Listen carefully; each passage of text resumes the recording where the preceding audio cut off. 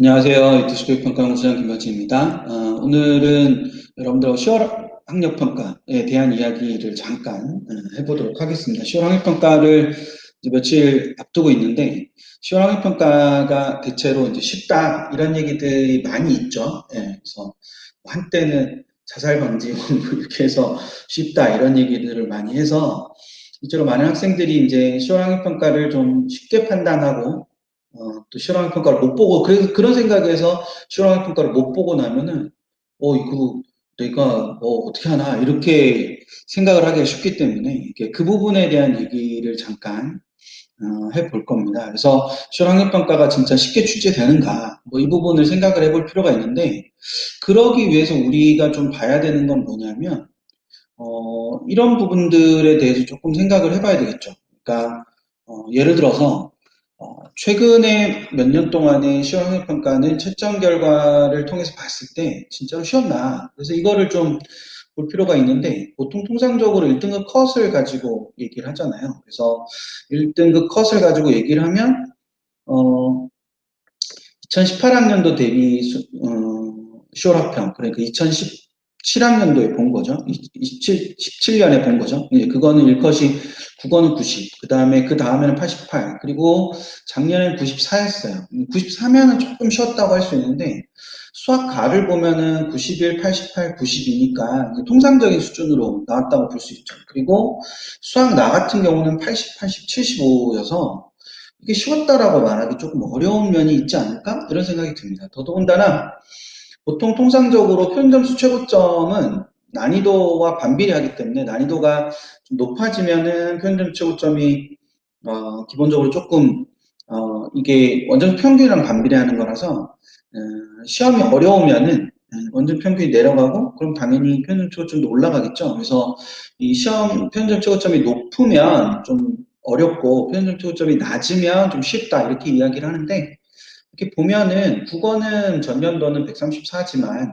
수학과는 135고 실제로 수학과는 135 정도가 수능의 그런 어떤 최고점하고 좀 비슷한 상황이거든요.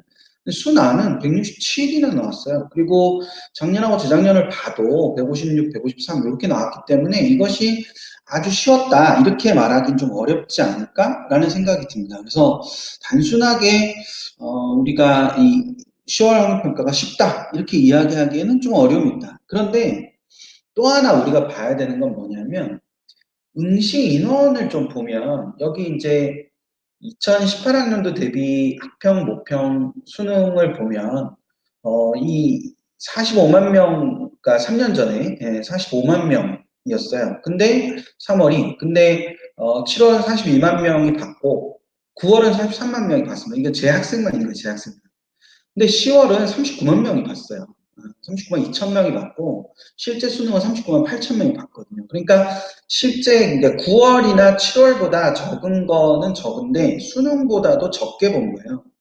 근데 2년 전을 보면 10월은 39만 1천 명이 봤는데 수능은 39만 9천 명이 봤어요. 그러니까 40만 명 가까이가 본 거죠. 재학생이. 그러니까 수능보다도 적게 본 거예요. 그리고 전년도도 보면 10월은 33만 명이 봤는데 수능은 34만 7천 명이 봤단 말이죠. 그러니까 확실히 덜 보기는 덜 봐요. 10월을. 10월을 덜 보는 건 분명히 있는 것 같아요. 10월을 덜 보는 건 맞는데 그렇다고 해서 난이도가 쉬웠다 이렇게 단언하기는 좀 어렵다는 걸 우리가 볼 수 있어요. 더더군다나 10월에 안 보는 인원, 즉 미응시 인원이 점차 증가하고 있는 게 보이죠. 그렇죠? 그러니까 6,000명, 8,600명, 14,300명 이렇게 수능과 비교했을 때 수능보다 10월을 덜 본다. 그러니까 뭐 컨디션 조절도 있고 여러 가지의 그런 의미들이 있어서 덜 보기는 확실히 하는 것 같아요. 그래서 어떤 의미에서 보면 상대 점수로서의 성적이 굉장히 무의미하다, 10월은. 그러니까 10월이 쉽다, 어렵다, 이런 개념이 아니라 상대평가에 있어서 응시집단의 규모가 어떤 의미에서 보면 학력평가 중에서 가장 적은 인원들 또는 모평까지, 수능까지 다 합쳤을 때도 재학생의 응시 인원이 가장 적은 발이기 때문에 상대 점수로서의 성적이 굉장히 무의미하다. 우리가 이렇게 판단할 수 있다는 거죠. 그렇다면 결과적으로 어떤 부분이 있어야 되느냐. 상대 점수로서의 성적보다는 자신만의 기준을 갖고 그 기준에 의한 시험의 응시와 시험의 평가가 좀 더 중요한 거 아닌가 우리가 이렇게 생각을 해볼 수 있다는 겁니다. 그래서 그 상대점수로서의 성적보다 자신만의 기준을 조금 더 명확하게 세우는 것으로서의 성격을 갖는 게 필요한데 그러기 위해서 어떤 부분을 확인할 것인가가 좀 명확하게 서 있는 것이 필요하다. 그거는 각 교시별로 부분별 목표로 좀 설정을 하는 거예요. 그러니까 내가 시험을 보기 전에 어떤 것들을 중심으로 마칠 것인가. 그래서 최근에 집중적으로 학습한 부분과 자신 있는 부분을 좀 나누어 가지고 그것들에 대한 기본적인 내 성과가 있느냐 없느냐를 알아보기 위한 것으로서 이런 계획을 세우고 시험에 임하는 것이 필요하지 않을까. 그리고 시험을 끝나고 난 뒤라도 혹시 뒤에 이걸 보더라도 이거를 내가 점수에 초점을 맞추기보다는 내가 공부를 한 부분에서 많이 맞췄는가 그러지 못했는가를 중심으로 좀 봐야 되겠구나.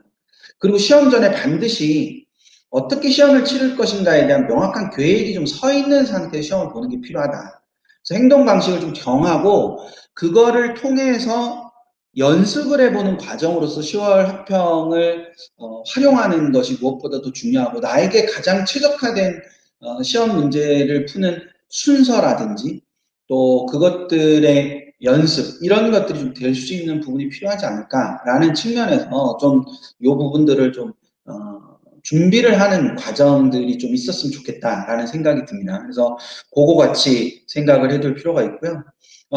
그래서 꼭 하고 싶은 말은 불안과 긴장을 견디는 것은 맞서서 연습을 하는 데 있지 시험을 보지 않는 데 있지는 않습니다. 그러니까 10월 학평을 볼까 말까 망설이는 친구들이 있다면 보는 게 좋지 않을까. 네, 보면서 자기 나름대로에 맞추어서 그것을 맞서서 연습하는 것을 해 나가는 것이 기본적으로 해야 되는 요소다. 그래서 불안과 긴장을 견디는 것으로서 맞서는 연습을 하는 것으로서의 시험학평의 의미를 중요하게 생각하는 그런 계기가 되는 시험이었으면 좋겠다는 생각이 듭니다. 그래서 그렇게 해서 준비를 해서 학평을 꼭 봤으면 하는 게 제 개인적인 바람입니다. 그러면 다음에 다른 영상으로 또 만나도록 하겠습니다. 안녕, 잘 봐요.